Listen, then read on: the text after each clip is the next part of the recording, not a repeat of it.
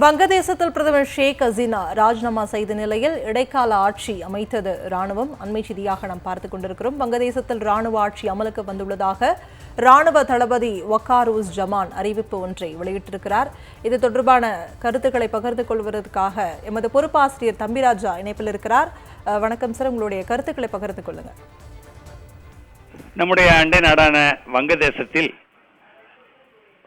மாணவர் கிளர்ச்சி என்பது இப்ப அண்மை காலமாக பல நாட்களாக அங்கு பெரிய ஒரு பதற்றமான சூழ்நிலையை உருவாக்கி வந்தது. இதற்கு முக்கிய காரணம் வங்கதேச விடுதலை போரில் ஈடுபட்ட ஷேக் முஜிபுர் ரஹ்மானுடன் ஈடுபட்ட பல்வேறு விதமான அதற்காக தியாகம் செய்த குடும்பங்களுக்கு இடஒதுக்கீடு அறிவிக்கப்பட்டது. இது தொடர்பாக இதை எதிர்த்த பலர் கிளர்ச்சியில் ஈடுபட்டார்கள்.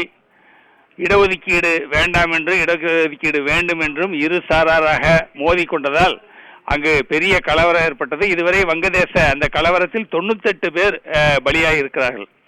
இதற்கு பிறகு கலவரம் அதிகமானதை தொடர்ந்து அந்த இடஒதுக்கீடு சட்டத்தை அரசு வாபஸ் பெற்றுக் கொண்டாலும் அந்த கலவரங்கள் நின்றபாடில்லை. வேறொரு தரப்பினர் அந்த கலவரத்தில் ஈடுபட்டதனால் இது தொடர்ச்சியாக அங்கு ஒரு பதற்றமான சூழ்நிலையை ஏற்படுத்தி வந்தது. பொதுவாக வங்கதேசம் என்பது நம்முடைய இந்தியாவின் ஒரு பகுதியாக இருந்ததான்.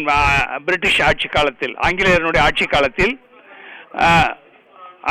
வங்காளம் என்று ஒரே மாகாணமாக இருந்ததை அப்பொழுது ஆங்கிலேயர்கள் அதை அதாவது இந்தியாவினுடைய சுதந்திர போராட்டம் என்பது பெரும்பாலும் வங்கதேசத்திலிருந்து வெளியானது.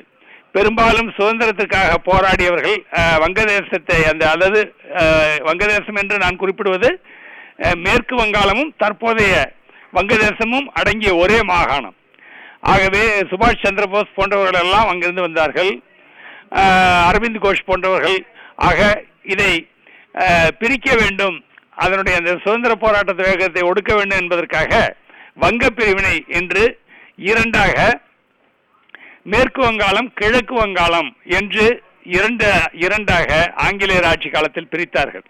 இந்த வங்க பிரிவினை அப்பொழுதே எதிர்த்தார்கள்.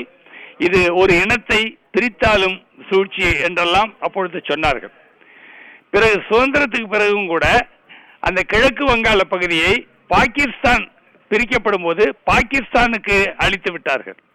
அதற்கு பிறகு அது கிழக்கு பாகிஸ்தான் என்று அழைக்கப்பட்டது. இந்த கிழக்கு பாகிஸ்தான் விடுதலை ஆக வேண்டும் என்று ஷேக் முஜிபுர் ரஹ்மான் தலைமையில் அப்பொழுது போராட்டம் வெடித்தது. முக்தி வாகினி என்ற ஒரு படையை அமைத்து அவர் போராட்டத்தில் ஈடுபட்டார். அநேகர் உயிர் பலியானார்கள்.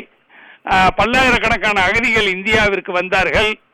அந்த போராட்டம் நடைபெற்றுக் கொண்டிருக்கும் போதே அப்பொழுது பிரதமராக இருந்த இந்திரா காந்தி அம்மையார் ஷேக் முஜிபுர் ரஹ்மானுடைய அந்த புரட்சிக்கு ஆதரவு தெரிவித்து ஆங்கிலேயர்களுடைய பாகிஸ்தானியர்களுடைய படைக்கு எதிராக இந்திய படை போரிட்டு அந்த நாடு வங்கதேசம் என்று சுதந்திரம் அடைய காரணமாக அமைந்தார்.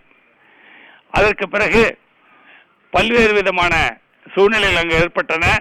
ஷேக் முஜிபுர் ரஹ்மான் பிரதமராக இருந்தபோதே அங்கு அவரும் அவரை சேர்ந்த ஆதரவாளர்களும் ஒரு 18 பேர் கொலை செய்யப்பட்டார்கள். அதற்கு பிறகு ஷேக் ஹசீனா பிரதமர் பொறுப்பை வகித்தார். தற்போதும் கூட பிரதமராக இருக்கக்கூடிய ஷேக் ஹசீனா ஷேக் முஜிபுர் ரஹ்மானுடைய மகள் தான். இன்றைக்கு இந்த புரட்சியாளர்கள் கிளர்ச்சியாளர்கள் அந்த பிரதமர் பிரதமருடைய அந்த அலுவலகத்தையும் அவர் அடங்கியுடைய இல்லத்தையும் முற்றுகையிட நேரிட்ட போது இராணுவத்தினுடைய ஆலோசனைப்படி அவர்கள் அங்கிருந்து வெளியேறும்படி அவர்கள் கேட்டுக்கொண்டதாக தகவல் வெளியாக இருக்கிறது. அதைத் தொடர்ந்து அவர் ஹெலிகாப்டர் மூலம் அங்கிருந்து புறப்பட்டு சென்று விட்டதாகவும் தகவல் வெளியாக இருக்கிறது. தன்னுடைய பதவியையும் ஷேக் ஹசீனா ராஜினாமா செய்துவிட்டார். இதைத் தொடர்ந்து பொதுமக்களுக்கு உரையாற்றிய வக்கார் இராணுவ தளபதி பிரதமர் ஷேக் ஹசீனா ராஜினாமா செய்துவிட்டதை அடுத்து அங்கு ஒரு இடைக்கால ஆட்சியை இராணுவம் ஏற்படுத்தியிருப்பதாக கூறியிருக்கிறார். இன்னும் தலைநகர் டாக்காவில் ஒரு பதற்றமான சூழ்நிலை தான் நிலவுகிறது. இராணுவ ஆட்சி அமைந்திருக்கிறது வங்கதேசத்தில்.